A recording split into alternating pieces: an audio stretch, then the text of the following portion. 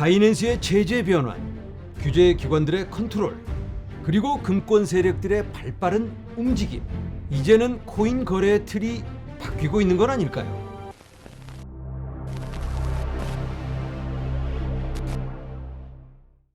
안녕하세요. LA의 비투쇼입니다. 롤러코스터를 타고 있는 우리들의 코인. 어제에 이어서 여전히 바이낸스가 화제의 중심에 서 있습니다. 자, 어제 보여드린 미국 법무부 쾌재를 부르고 있는 제넷 옐렌 한 건 크게 올렸습니다. 칭찬을 받을 것 같은데, 자, 다 나서서 코인이 마치 사기인 양, 사기꾼 제대로 잡았다, 이런 분위기인데, 여기에 대해서 코인베이스의 브라이언 암스트롱은 불법 행위에 사용되는 코인은 전체 비중의 1%도 되지 않는다, 이렇게 얘기를 합니다. 달러가 거의 5%를 차지합니다. 은행을 통해서, 또 기존 금융망을 통해서 어마어마한 불법 자금이 움직입니다. 자, 실제로 여러 은행들이 사기를 저질러서 잡힌 것만 해도 한두 개가 아닙니다. 대부분은 솜방망이로 때리고 마는데, 그래도 너무 심하게 까발려진 그런 불법 행위는 벌금을 부과하기도 합니다. 그 규모가 보시는 것처럼 50억 달러, 70억, 90억, 130억, 300억 달러 규모의 벌금을 맞은 은행들도 있습니다. 자, 그런데 마치 코인만 사기인 것처럼 여론을 몰고 가는 그런 분위기가 포착이 됩니다. 그리고 이런 공포조작 뉴스가 오늘 나왔는데요. 바이낸스 사용자들이 10억 달러가 넘는 돈을 바이낸스에서 출금을 했다. 어제 창펑자오가 사임한다, 이 소식에 10억 달러 넘는 돈을 빼서 바이낸스 지금 위험하다, 이러한 기사가 오늘 나왔습니다. 어제 영상에서 제가 잠깐 몇 시간 동안 10억 달러 빠졌지만 다시 자금이 들어오고 있다, 안정세를 취하고 있다라고 말씀을 드렸죠. 그런데 오늘 이런 엉터리 뉴스가 나오고 있습니다. 자, 어제 제가 보여드린 바이낸스 지갑의 코인 보유량입니다. 어제에 비해서 어제 요 앞부분이 64였습니다. 지금은 65, 10억 달러가 올라갔습니다. 다시 자금이 유입되고 있다. 바이낸스 망하는 줄 알았더니 아니네 하면서 사람들이 다시 바이낸스로 자금을 넣고 있다. 이 정도면 이제는 안정세를 찾아가고 있다라고 말씀을 드려도 무리가 없겠죠. 그런데 CNBC에서는 이런 걸 좀 확인해 보고 기사를 내야 되는데, 마치 바이낸스 뱅크런 나는 것처럼 10억 달러가 빠져나가고 계속해서 빠져나가는 것처럼 그런 엉터리 뉴스를 보내고 있습니다. 자, 그러는 사이 블랙록은 SEC를 만납니다.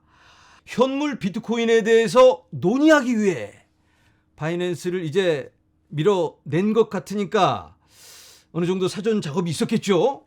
이제는 마음 편안하게 만나서 날짜 언제 잡을까, 이렇게 지금 조율하고 있는 듯한. 그리고 그레이스케일과도 11월 20일에 만났습니다. 자, 화면에서 보시는 건 블랙록과 나스닥과 미팅을 가진 SEC의 자료입니다. 자, 잊을만하면 등장하는 마운트 곡스. 마운트죠. 마운트 곡스 채권자는 새로운 상환 시작 이메일로 새로운 희망을 제시했습니다. 새로운 희망을 갖기 시작했다. 자, 마운트 곡스 관리위원회는 2023년, 올해입니다. 몇 달 안 남았는데, 채권자에 대한 상환이 시작될 수 있다고 제안하는 소셜미디어 보고서에 4,700만 달러 신탁자산의 상환을 발표했습니다. 올해 안에 상환을 시작하는데 4,700만 달러면 이거 너무 규모가 작죠? 이제 시작해서 내년으로 쭉 이어가겠다라는 발표를 합니다. 이거 블랙록하고 조율을 하고 있는 건지, 블랙록이 준비하는 과정에서 조금 이런 뉴스가 좀 나와주면서 눌러줘야 되겠죠. 어쨌든 이 마운트 곡스 피해자분들께는 희망이 새록새록 싹트고는 있지만, 비트코인 또 여러 코인 투자자들에게는 공포감을 안겨줄 수밖에 없는 마운트 곡스이기는 합니다. 그래도 매를 빨리 맞는 게 낫겠죠. 빨리 털어버리고 달려가야 되는데, 타이밍을 재서 이렇게 엇박자로 이러한 뉴스를 내보내고 있는 전반적인 이 시장이 아닌가, 이런 생각을 해봅니다. 네, 바이낸스 사태로 인해서 시장은 지금 정신이 없습니다. 변동이 매우 심하고 여러 가지 뉴스가 쏟아져 나오고 있습니다. 창펑자오가 감옥에 들어갈지 모른다. 그리고 이번에 바이낸스의 죄목.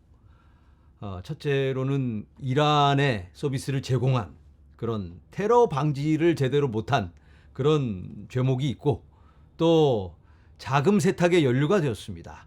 미국 사람들에게는 서비스를 해주면 안 되는데, 다 내쫓아야 되는데 돈 많은 VIP 고객들에게 서비스를 우회해서 제공한 걸로 밝혀지고 있습니다. 이러한 부분은 자금 세탁으로 연결될 수도 있겠죠. 그러한 부분에 대해서 CG가 본인이 실수도 했다, 이런 걸 인정하고 자리에서 물러나고 있습니다. 자, 그런데 우리가 이 상황을 조금만 냉정하게 바라보면 어떨까? 우리가 한 발짝만 물러서서 소음을 걷어내고 이 그림이 어떤 그림인지, 우리가 지금 어디를 지나고 있는지 이걸 한번 가늠해 보도록 하겠습니다. 굉장히 큰 의미가 있는데요. 지금 지각 변동이 생기고 있다, 이렇게 감히 제가 말씀을 드려봅니다.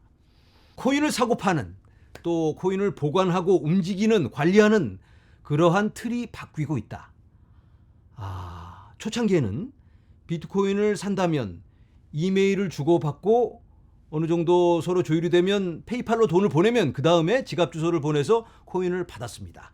아니면 localbitcoin.com 이렇게 검색을 해서 코인을 팔고 싶은 사람과 어느 정도 메시지를 보내고 이 사람이 기록이 괜찮은지 보고 직접 만나서 코인을 주고받고, 이런 식으로 거래가 진행되었습니다. 그러다가 거래소들이 생겨나기 시작했죠. 마운트곡스라든지 코인베이스. 그런데 규모도 작고 또 불미스러운 일도 여러 번 생겼죠. 이렇게 체계적이지 않은 그러한 코인 교환 그런 시스템을 사용하고 있었는데, 2017년 불장부터 바이낸스의 등장과 함께 본격적인 코인 거래소의 시대가 열립니다.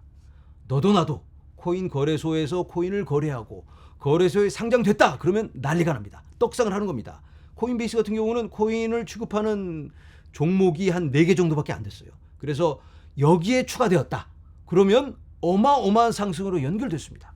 그런데 이게 과열되고 오버하다 보니까 나중에는 코인베이스에서 거래하는, 취급하는 종목만 200개가 넘습니다. 바이낸스는 더 많죠. 이렇게 너도 나도 상장을 하고 또 상장을 하고, 상장을 하면 안 되는 코인까지도 상장을 하면서 그렇게 코인 거래소의 시대를 열어갑니다. 여기저기 거래소들이 막 생겨나고 말도 안 되는 엉터리 사기 거래소들까지 등장하면서 극성을 부리기 시작합니다. 2021년 불장 속에 이 거래소 러시는 정점을 찍습니다. 그런데 2022년부터 어마어마한 사건들이 터지기 시작합니다. 사기 거래소들이 적발이 되고, 남의 돈을 가지고 고객의 자금을 가지고 딴짓을 하던 거래소들이 무너져 내립니다. 셀시우스, 보이저, FTX, 그리고 이제 마지막으로 바이낸스가 그 종지부를 찍고 있는 게 아닌가. 바이낸스가 FTX 같은 사기 거래소다 이런 말씀을 드리는 게 아니에요.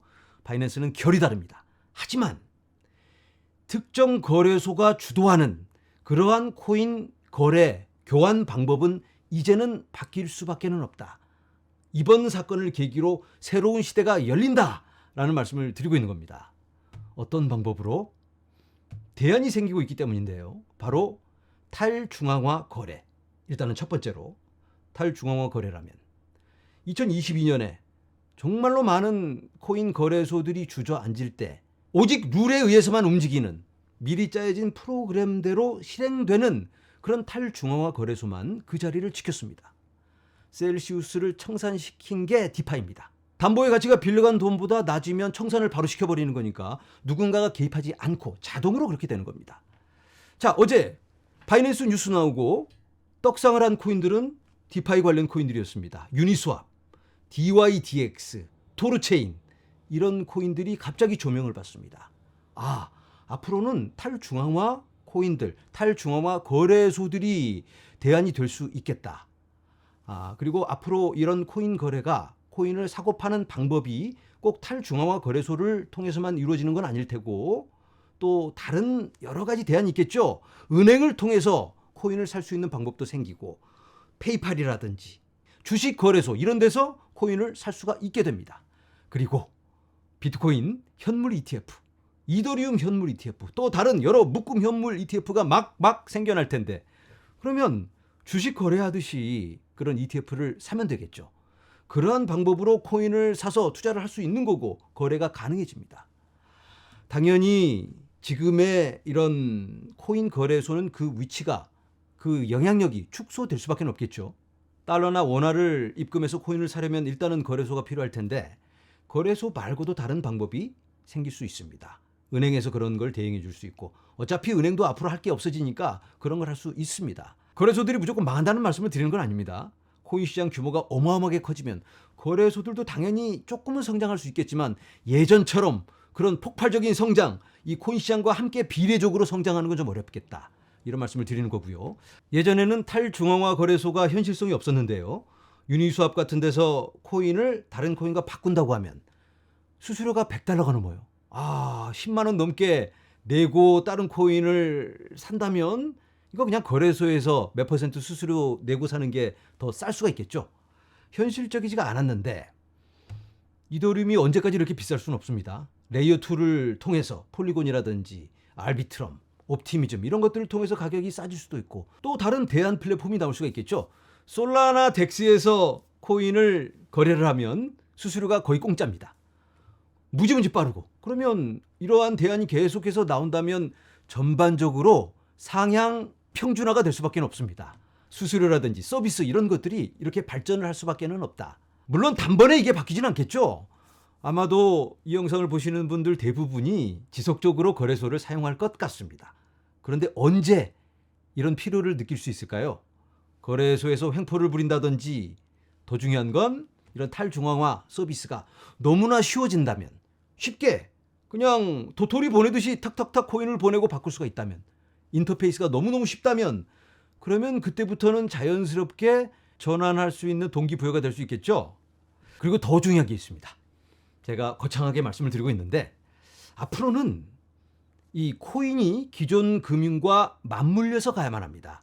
우리가 직장에서 월급을 받으면 달러나 원화로 받잖아요. 그러면 이걸 가지고 코인을 사서 다른 플랫폼으로 분리된 플랫폼으로 다른 세계에 꼭 사는 듯한 그러한 활동을 해왔는데 이제는 이게 한데 어우러져서 코인을 쉽게 사기도 하고 이리 갔다 저리 갔다 맞물려서 가는 생활 속의 코인이 되어야만 합니다. 그래서 우리들의 코인이 기존 금융과 연결이 되고 우리의 일상과 연결이 되고 우리의 삶의 한 부분이 되는 그러한 시대가 열리지 않을까라는 생각을 해봅니다. 오늘은 여기서 인사드립니다. 여러분 감사합니다.